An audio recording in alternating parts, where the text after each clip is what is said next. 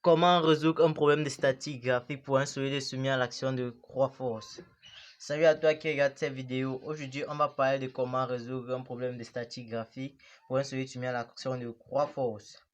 Bon, là, nous avons notre solide qui a la force en D, en F, en A.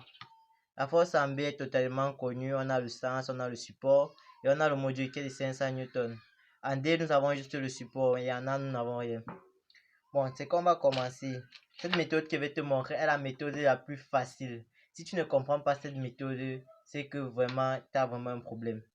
Avant de commencer, la première étape que peut te conseiller de faire, c'est d'écrire une équation de construction. T'inquiète, c'est pas compliqué. Allons-y. Bon, nous allons écrire notre équation de construction. Équation de construction. Bon, je vais abréger. Construction. Voilà.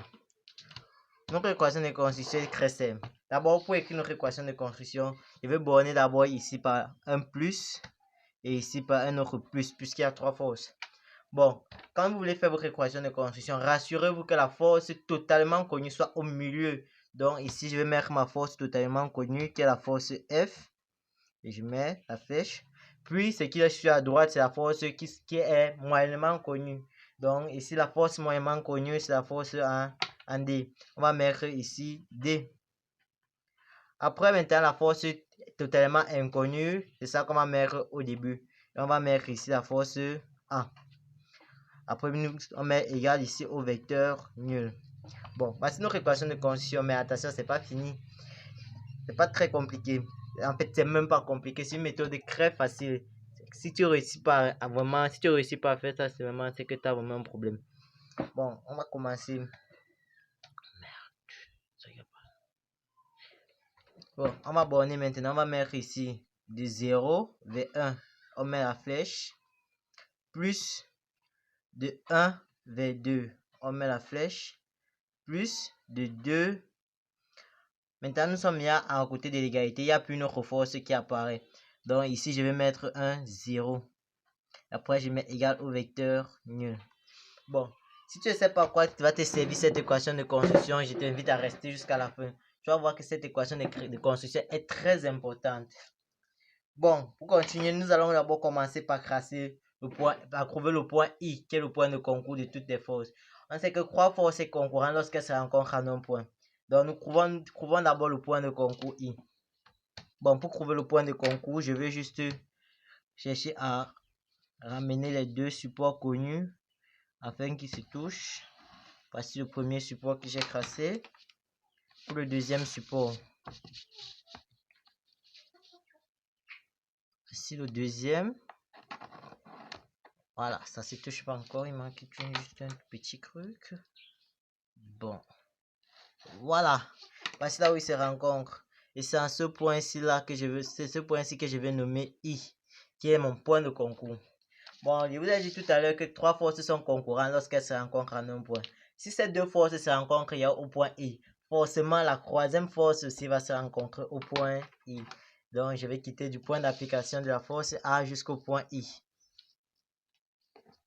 Bon, je trace. Voilà. Et là, ça me donne automatiquement le support de A. Là, nous avons le support de A, nous avons le support de F et nous avons le support de D. Continuons. Ce que l'on va faire maintenant, bon, soyez très attentifs. Et voyez que c'est avec les couleurs, mais soyez très attentifs. Ce qu'on va faire, on va commencer par porter d'abord la parallèle de la force entièrement connue. Bon, pour porter la parallèle, vous prenez votre quai et votre règle. Vous placez la partie de votre, la plus grande partie graduée de votre règle sur le crête que vous voulez porter et vous prenez votre règle. Vous la mettez ici en bas pour qu'elle forme un angle droit. Ce que je vais faire maintenant, je vais la placer. Bon, je contrôle si c'est bien positionné. Et maintenant, je balance ça de l'autre côté. Voilà. Je crois ici, ça va aller. Et quand je balance, je trace. Bon, je vais d'abord tracer en crayon puisqu'après on va gommer. Voilà. Bon, voici sa parallèle que j'ai portée. Maintenant, qu'est-ce que je vais faire? On m'a donné la force F ne peut pas la mettre à newton puisque nous n'avons pas les newtons sur nos règles graduées, nous avons les millimètres et les centimètres.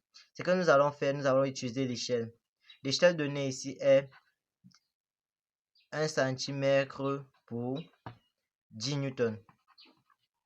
Bon, ce que nous allons faire, si 1 cm équivaut à 10 newtons, ce qui va dire que 500 newtons équivaut à 5 cm.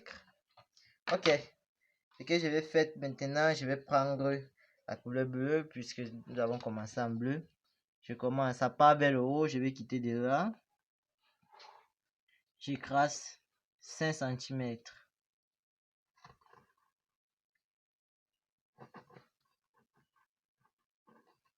Voilà, ça quitte d'ici vers le haut. Maintenant, ce que je vais faire, je vais rentrer dans mon équation de construction que j'ai eue. On a dit que en bas de f, nous avons le vecteur 12. 12 veut dire quoi? Que la force F commence à 2 et ça se termine à... Ça commence à 1, pardon, et ça se termine à 2. Ce que je vais faire, je vais donc venir ici. Là, comme ça commence à 1, je mets ici 1. Ça se termine à 2. Et bien ici, je mets 2. Ok, voilà, ça j'ai bonné. Je vous ai dit, l'équation de construction est très importante. Ce qu'on va faire encore, on va porter la force qu'on connaissait moyennement, c'était la force D. Et quand vous regardez votre équation de construction, la force D et la force F partagent un même chiffre. Et ce chiffre-là, c'est le chiffre 2. Ça veut dire que je vais porter le support de D, je vais le mettre là où il y a le chiffre 2 à la fin de F. Bon, apportons-le comme on a fait précédemment. On met la longueur, la partie graduée. Puis ici, on porte, ça forme un angle droit. On porte, on met là. Voilà.